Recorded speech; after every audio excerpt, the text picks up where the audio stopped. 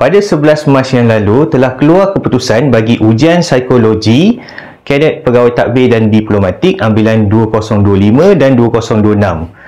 Apa itu pegawai tadbir dan diplomatik dan kenapa ramai sangat orang yang berminat dengan skim ini? Secara generalnya, tugas PTD ini ialah menggubal, merancang dan melaksanakan dasar-dasar awam dari segi pengurusan sumber manusia, kewangan, pentadbiran, ekonomi dan pembangunan wilayah. Tidak lupa juga kepada menjaga hubungan antarabangsa, keselamatan dan ketahanan negara serta pengurusan teknologi maklumat. PTD juga memfokuskan 8 bidang tugas seperti berikut.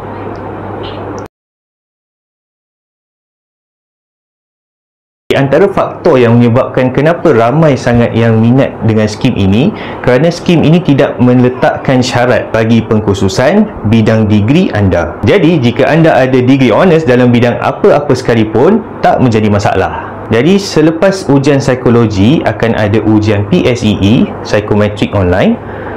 Yang kedua iaitu PAC, Professional Assessment Center.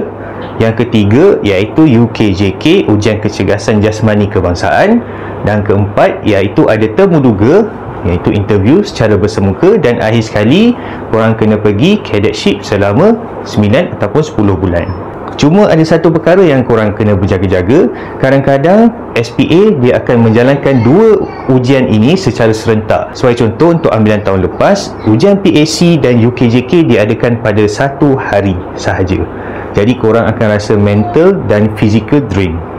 Tahun-tahun lepas juga pernah ada ujian psikologi dan juga ujian PAC dalam satu hari yang sama.